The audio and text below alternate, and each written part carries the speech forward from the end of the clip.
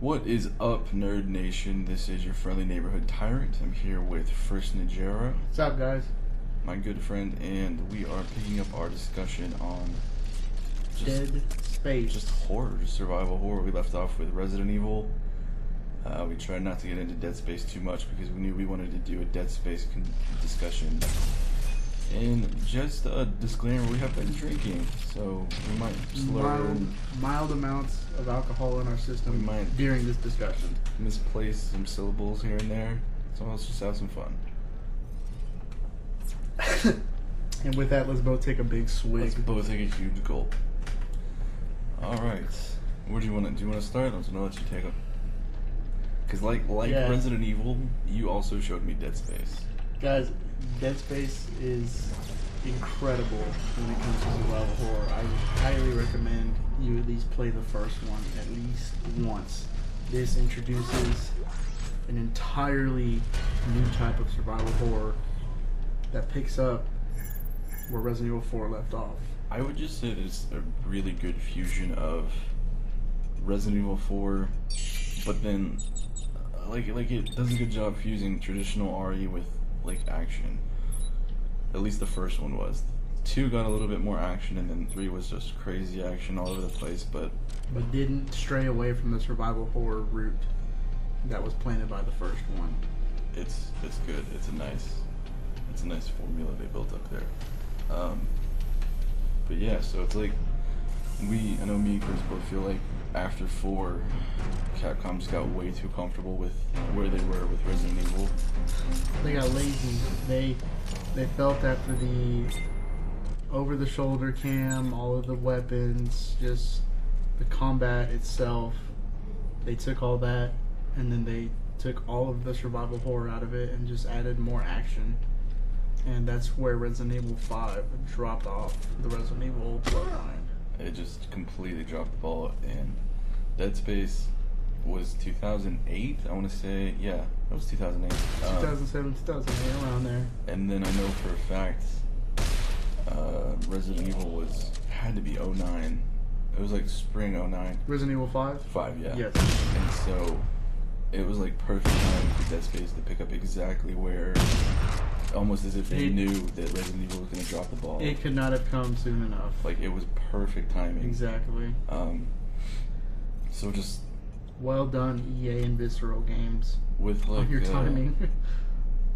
just with, I mean, I still think 1 was probably the best horror-wise, just because the Ishimura itself was just a perfect just location to introduce you to all of this psychotic. whenever your team rides up on it for the first time, you just see this big blacked just like out, hulking mass just- of just- floating space. just in the middle of space. No, nothing All nothing around communications it. cut off.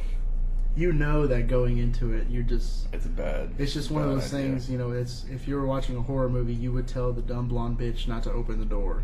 Or go It's up the just that. stairs. It's just that type of thing. Don't go in the cellar. As soon as you pull up in your spaceship to the Ishimura, you're like, why are you about to make me go through this? And then you find out Isaac's on the ship because he's looking for his girlfriend.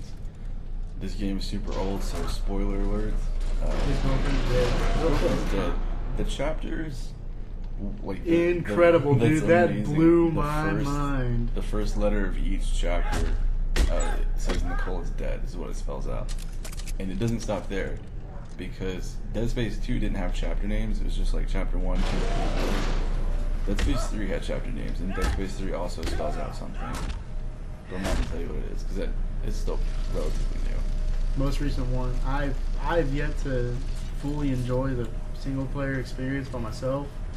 I did play a little bit of the co-op with Mr. Tyrant here. Thoroughly enjoyed it. It's very good. We'll get into co-op a little bit later. We've got some other stuff to touch on.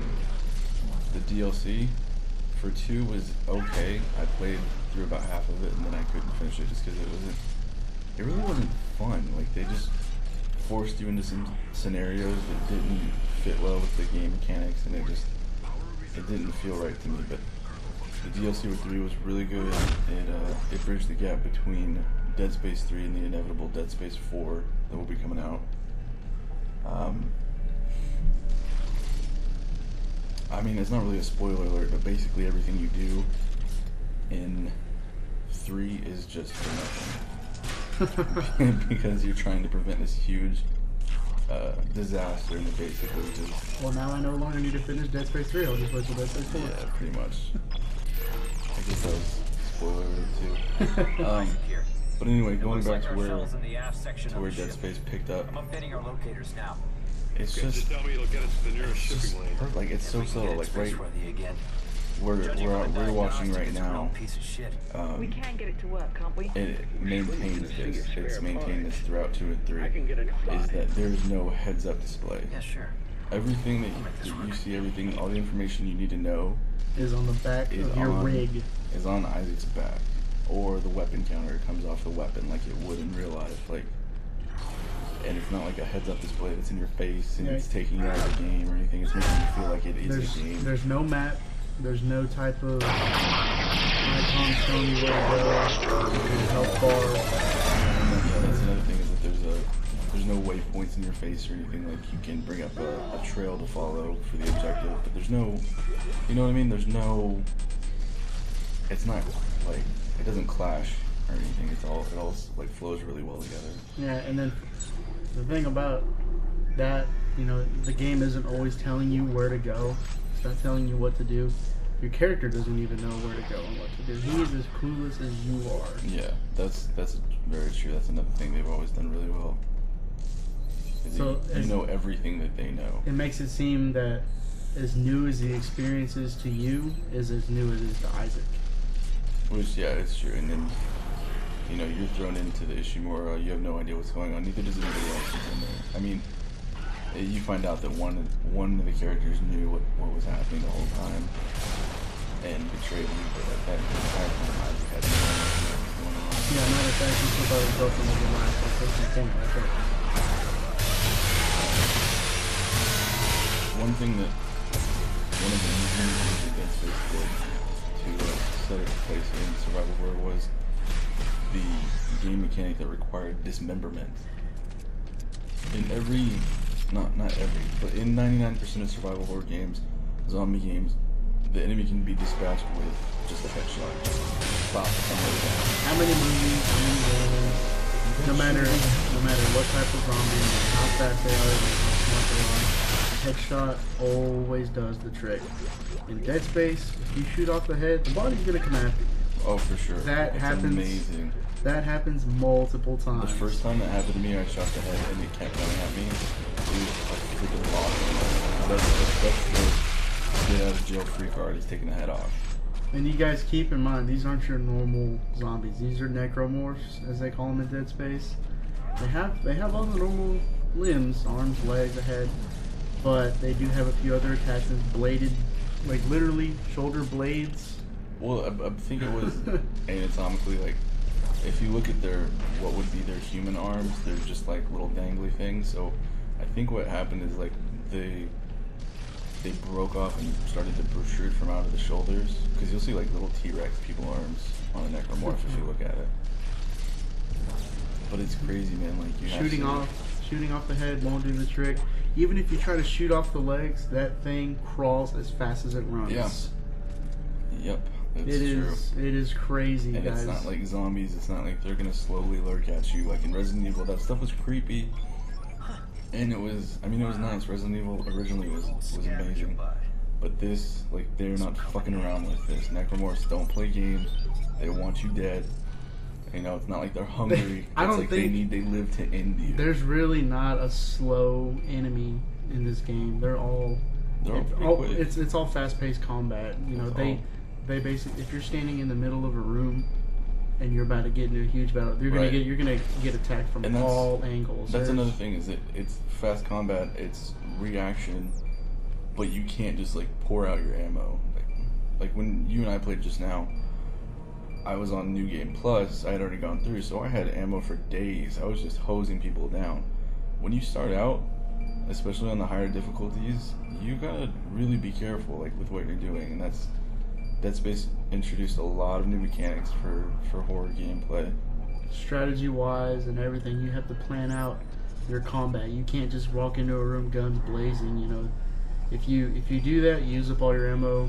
Next thing you know, you're overwhelmed and you're dead. And, you know, there's plenty of different ways to dispatch these enemies along with your weapons. They introduced 2 new types of combat, one of them being kinesis and another one called stasis.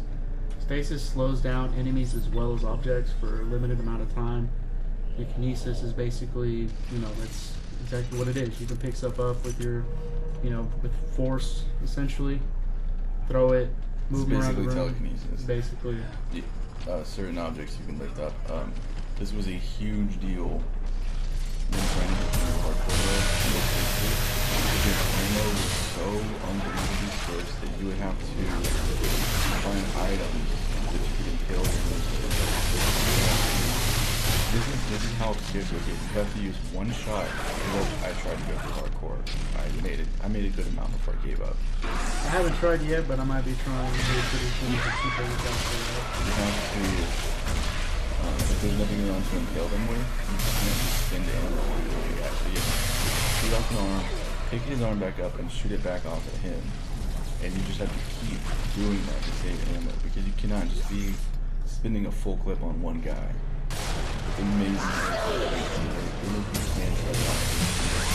And one clip hardly even tells you. One clip is about 10 to 12 bullets, and that will not kill the average enemy. If you do not do it the right way. If you just shoot him in the torso, you shoot him in the chest, or everything, you're not gonna kill him. Another thing I thought was cool about Dead Space was that you're an engineer.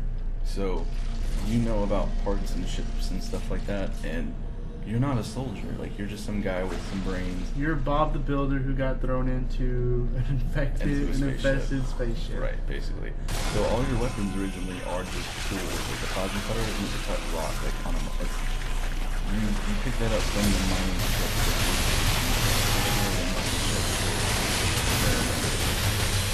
And it's the only weapon you have because it's a tool that was on there originally. So it's like the line cutter is a tool, the plasma cutter was a tool, the Ripper is a tool. Only really the pulse rifle, the grenade launcher, and the flamethrower. Those were only those are the real only guns, like anything that you could pick up in the real world and use like meant for weapons. Anything else, basically, this guy just putting his engineer intellect, you know, to the test and just using what's around him and trying to survive in the best way possible with what he's given. And we're going to go ahead and end here part 1 of the Dead Space discussion. Be sure to tune in next time. We're going to pick back up on weapons of Dead Space. You guys know you love this game. If you haven't played it, go start at 1 and play it all the way through until 3. It is incredible. See you guys next time. It is incredible, guys. Please, for our sakes, for your own sake, play this game series. You have to play it. Woo.